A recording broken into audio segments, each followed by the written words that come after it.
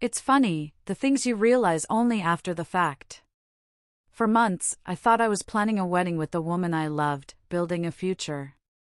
But looking back, that whole time, I was actually just digging myself out of a hole I didn't even know I was in.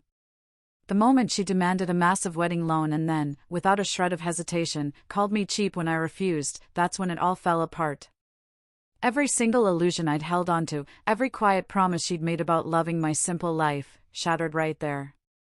I mean, this was a woman who'd told me she was done with the frantic, materialistic chaos of the metropolis.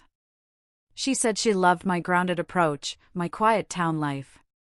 But looking back now, I finally understand, she was never truly content with what I had to offer. And I was just too blind to see it. The warning signs, they were there from day one, subtle at first, just whispers. I just chose to ignore them. See, I grew up in a quiet town, the kind of place where people didn't flash their money around.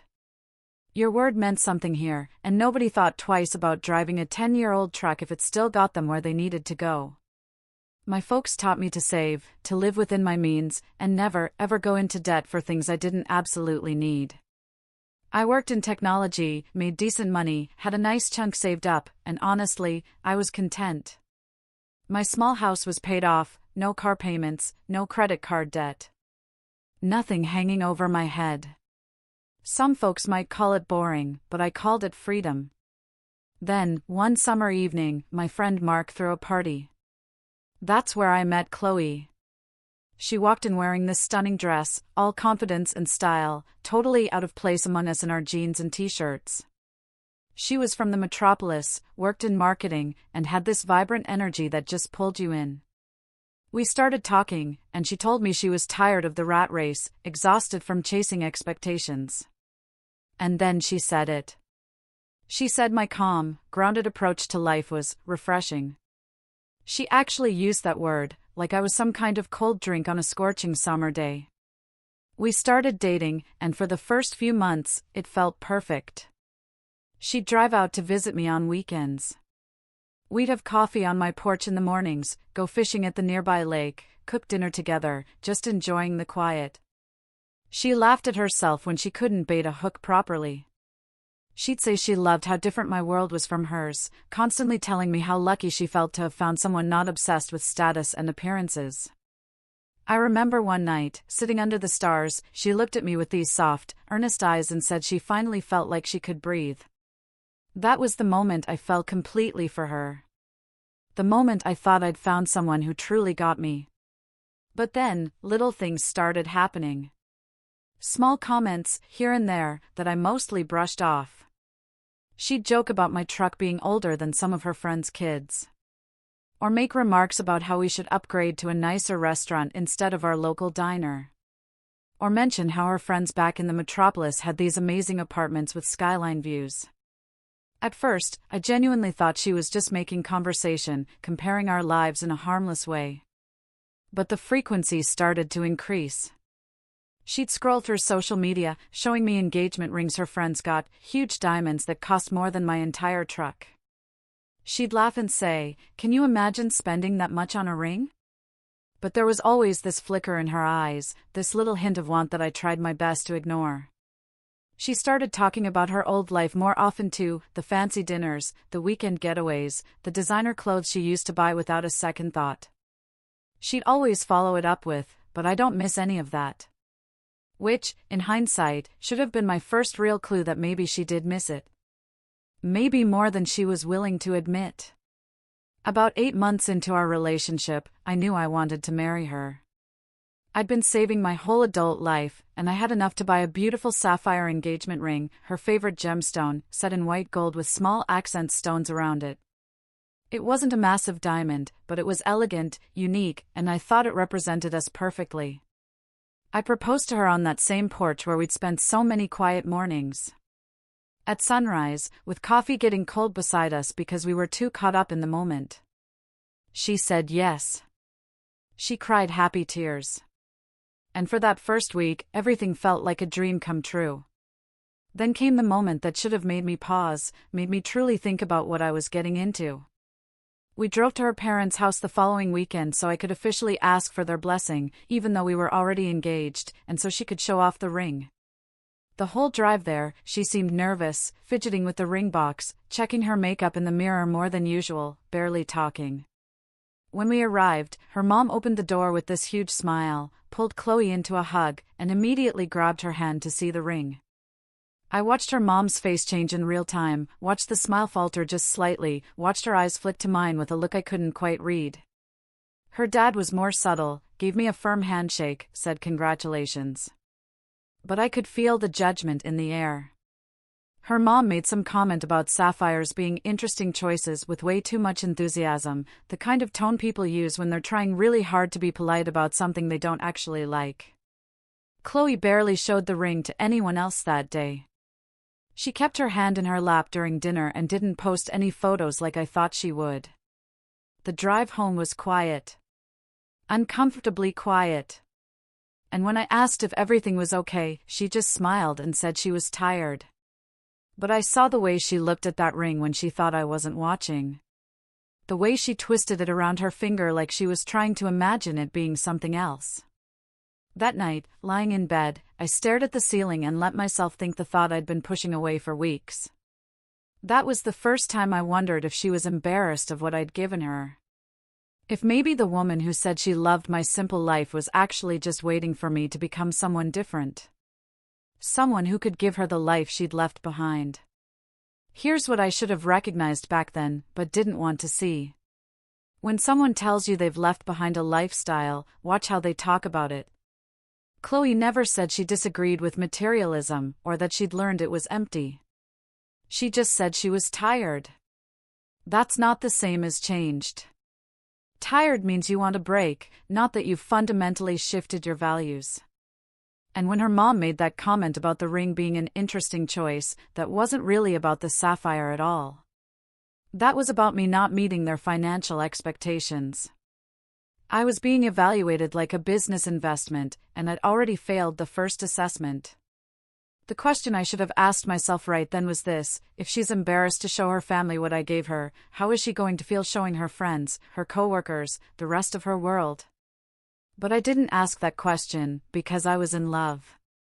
And love has a way of making you ignore the obvious until it's too late. The foundation was already cracked before the proposal even happened.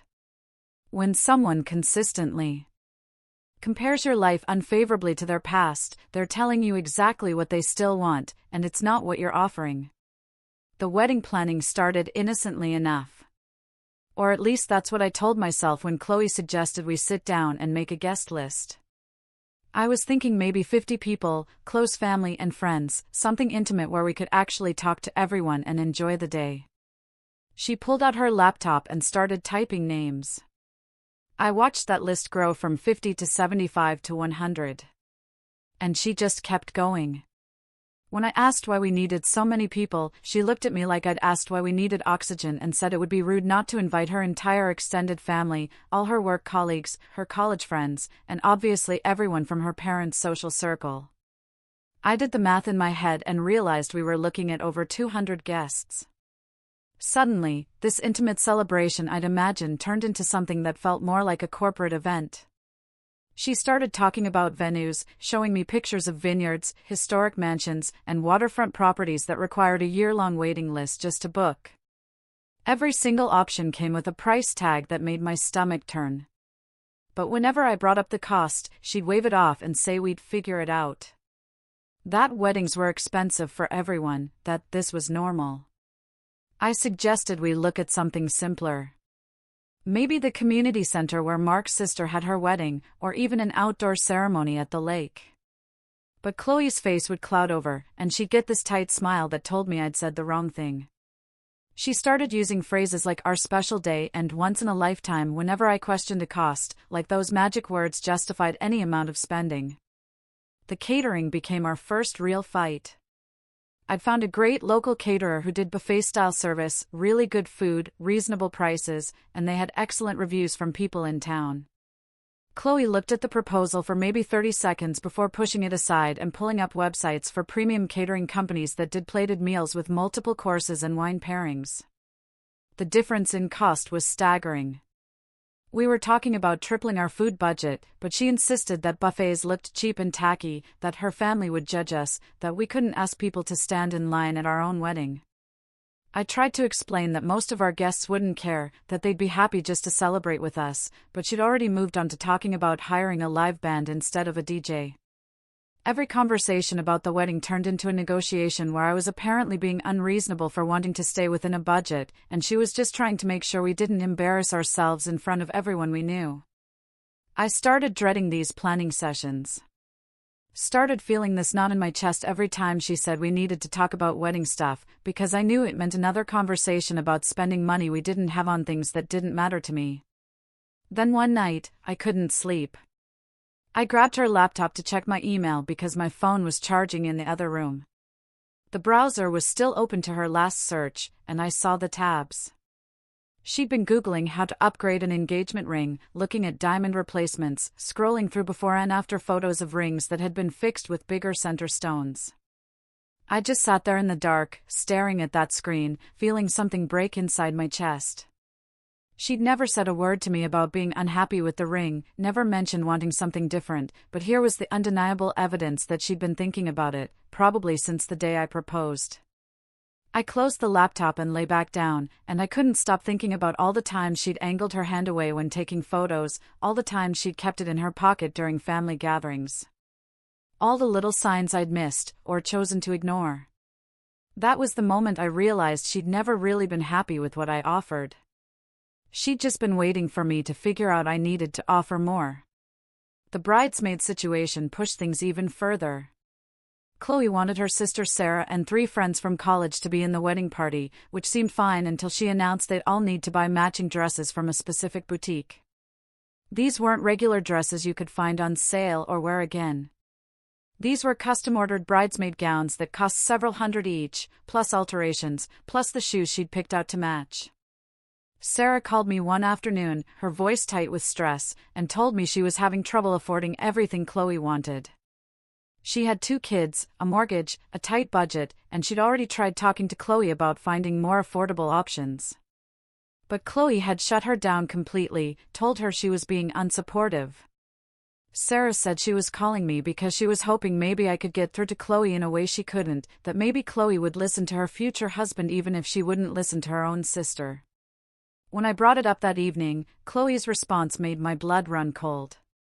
She said if people couldn't afford to be in her wedding, maybe they weren't the right people to have standing beside her. That real friends would find a way to make it work. That this was her one chance to have everything perfect, and she wasn't going to compromise because other people had financial problems. I stared at the woman sitting across from me, and genuinely didn't recognize her anymore. This wasn't the person who'd sat on my porch and talked about how exhausting it was to keep up with everyone's expectations. This was someone who was now creating those exact same expectations for everyone around her. The breaking point came when she started talking about her bachelorette party. Her friends wanted to do a weekend in Los Angeles, clubs and beaches and bottle service, and they were expecting all the bridesmaids to chip in for Chloe's expenses on top of their own. We were talking about flights, hotels, party packages, the kind of weekend that would cost each person well over $1,000. Sarah called me again, practically in tears this time, saying she couldn't afford it, but Chloe was making her feel guilty for even hesitating, posting things in the bridesmaids group chat about how this was supposed to be a celebration of sisterhood, and she was hurt that not everyone was as excited as she was. I finally sat Chloe down and told her we needed to have a serious conversation about money, about expectations, about what we could actually afford versus what she wanted. That's when she brought up the loan. She'd already researched it, already looked into wedding loans, and calculated how much we could borrow based on my income. She presented it to me like it was the obvious solution to all our problems. She said everyone took out loans for their weddings, that we'd pay it back over time, that the monthly payments wouldn't be that bad if we just adjusted our lifestyle a little bit. I felt like the walls were closing in, like I was being backed into a corner with no way out.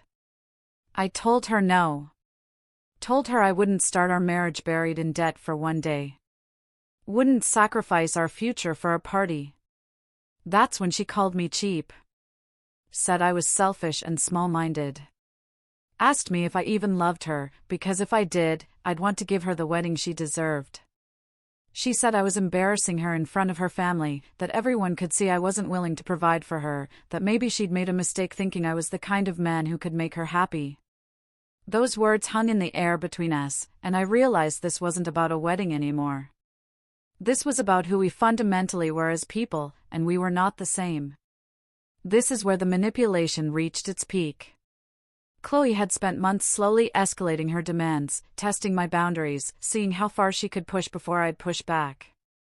Every time I agreed to something bigger or more expensive, it reset her baseline for what was acceptable. The guest list grew because I didn't fight hard enough when it hit 100. The venue got more elaborate because I'd already compromised on the catering. The bridesmaids' dresses became non-negotiable because I'd let everything else slide. This is how financial mistreatment works in relationships. It's not one big demand. It's 1,000 small concessions that add up to you losing yourself completely. And that accusation that I didn't love her enough? That's the nuclear option of emotional manipulation. She was weaponizing my feelings for her, trying to make me prove my love by destroying my financial stability. The cruelest part was that she'd specifically sought out someone with my values, someone stable and debt-free, because that made me a good provider. But now those same values were being reframed as character flaws. When love becomes conditional on spending, it was never really love. A few days later, she told me her parents wanted to have us over for dinner. Said it was just a casual family meal, nothing formal, but I knew better. I could feel it in my gut that this wasn't going to be casual anything. I showed up to that dinner knowing exactly what was coming. But nothing truly prepares you for sitting at a table while 3 people tag team you about your financial decisions. Chloe's dad started it off smooth, talking about how weddings were investments in your future, how the connections you made and the impression you left could open doors down the road. How successful people understood that sometimes you had to spend money to show people you were worth knowing. Her mom jumped in with stories about weddings she'd attended, how the modest ones were always remembered as the sad ones. How nobody forgot a beautiful celebration, but everyone forgot a cheap one. Chloe sat there quiet, letting them do the work, occasionally nodding like they were making excellent points she'd never thought of before. They had charts, actual printed charts, showing average wedding costs in our region, payment plans for loans, even contact information for a loan officer her dad apparently played golf with. I felt like I was in a business presentation about my own life, except the product they were selling was debt and disappointment. Her dad looked me straight in the eye and said I needed to think about what kind of man I wanted to be. Whether I was the kind who stepped up for his family, or the kind who let them down when it mattered. That's when something shifted inside me. When I realized this wasn't about love or commitment or building a life together. This was about control and keeping up appearances and funding a fantasy that had nothing to do with me. I set down my fork, looked at Chloe, and waited for her to say something, to defend me, to tell her parents that we'd figure this out together as a couple. She wouldn't meet my eyes. Just kept staring at her plate like the pattern on the china was the most fascinating thing she'd ever seen. So, I said it. Said the thing I'd been holding back for weeks because I kept hoping we'd find our way back to those quiet mornings on the porch. I told them I wouldn't sacrifice my future for one day, that I'd worked too hard to build a stable life to throw it away on a party, that if Chloe needed me to go into debt to prove I loved her, then maybe we wanted different things out of this marriage. The silence that followed was deafening. The kind of silence where you can hear people's brains recalculating everything they thought they knew. Chloe's face went red, then white, and she finally looked at me with eyes full of anger instead of love. Her dad started to say something about me being unreasonable, but I was already standing up, already thanking them for dinner, already walking toward the door. Chloe followed me outside, and we stood in her parents' driveway under the porch light while moths circled above us. And she told me I was making the biggest mistake of my life. I told her I was pretty sure marrying someone who valued a wedding more than a marriage was the bigger mistake. And then I got in my truck and drove away. The next few weeks were brutal in ways I didn't expect. Chloe told everyone who would listen that I was cheap and controlling, that I'd promised her a beautiful wedding and then backed out when it came time to actually pay for it, that she'd wasted 2 years of her life on someone who didn't value her. Her version of events spread through her social circle like wildfire. And suddenly, I was getting messages from people I barely knew telling me what a terrible person I was. Mark told me to ignore it. Said anyone who actually knew me would see through it. But it still stunned to have my name dragged through the mud by someone who'd told me she loved me just weeks before. I threw myself into work, started going to the gym more, spent time with friends who didn't ask me every 5 minutes if I was okay. Then about a month after our breakup, I heard through Sarah that Chloe had started dating someone new, a lawyer named David, who apparently had money and wasn't afraid to spend it. Part of me felt relieved that she'd moved on so quickly, that maybe now the drama would finally die down and I could start rebuilding my life in peace. But Chloe being Chloe, moving on quietly wasn't really her style. She posted photos constantly, designer bags and fancy restaurants and weekend trips to the Caribbean, always with captions about finally being treated the way she deserved. David seemed nice enough from what I could see. Always smiling in photos. Always dressed sharp. The kind of guy who looked like he walked out of a cologne advertisement.